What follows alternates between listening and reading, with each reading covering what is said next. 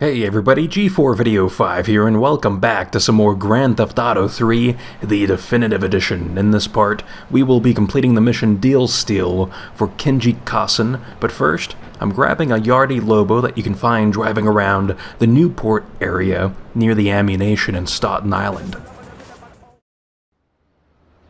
When trouble looms, the fool turns his back, while the wise man faces it down.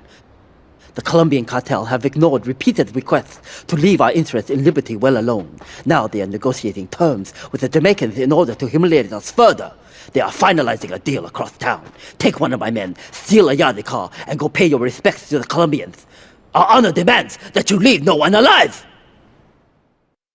So before we get all hot and heavy invested in this mission, I want to show something off. And shoutouts to the pink dye hanging off the rear view mirror there. But check this out. We got a full-on hydraulic system in this thing. I'm a real hot piece of ass driving this thing around. You see that? That's fantastic stuff. So I'm going to keep this thing in an elevated position because I just feel like it handles better when it's like this, instead of its standard low position. So I don't know, even if that is purely psychological, I'm going to keep this thing like this for the time being as we drive to our destination.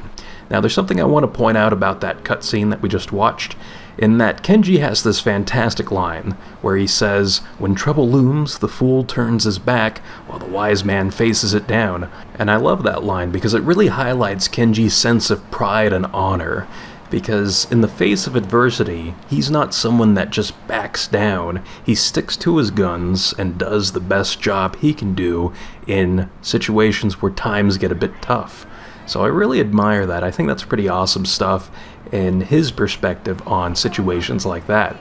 Now, in terms of what we're doing in this mission, we are disguising ourselves as Yardie gang members, and we have the aid here of a Yakuza gang member who won't be giving us aids, but rather he will be helping us in a gunfight that's about to come up here, as we are disrupting a meeting that's supposed to take place at the hospital of all places, which is very strange to me for gang members to meet up here for their meetings, but who am I to judge? But anyway, it's supposed to be between the Yardies and the Colombian cartel, but since we are disguised as Yardies, these Colombian cartel gang members are none the wiser until we begin opening fire, as they've exposed themselves, and I love that.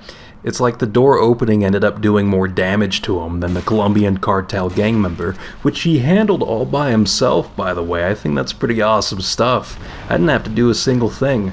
And speaking of awesome stuff, I love the explosions in the Definitive Edition version of this game. But anyway, now that all that's taken care of, we can head back to the casino, and we gotta watch ourselves. See that right there? Tires are just trying to spank our ass. Oh man, yeah, I don't know about that there, but anyway, interesting thing about this Yakuza gang member, though, is that you don't actually have to take him back to the casino. He can die during that firefight, or you can just ditch him after the firefight, and you can just drive back to the casino all by yourself if you want to. Now, something I sometimes like thinking about is what if there were more modern GTA aspects to these missions that are from older GTA games?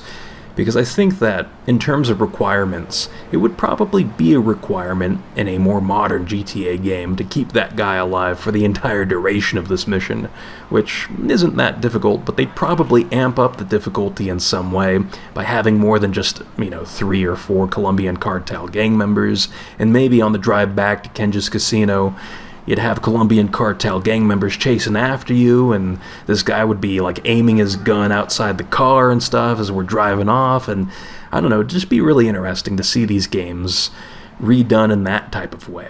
But alas, here we are playing a nice old reskin of a classic GTA game, so I don't know. I mean, I'm not really complaining or anything. It's just, it's fun to let the imagination kind of wander and all that. But anyway, here we are dropping off the briefcase at old Kenji's casino. No apostrophe on the sign. Absolutely disgusting.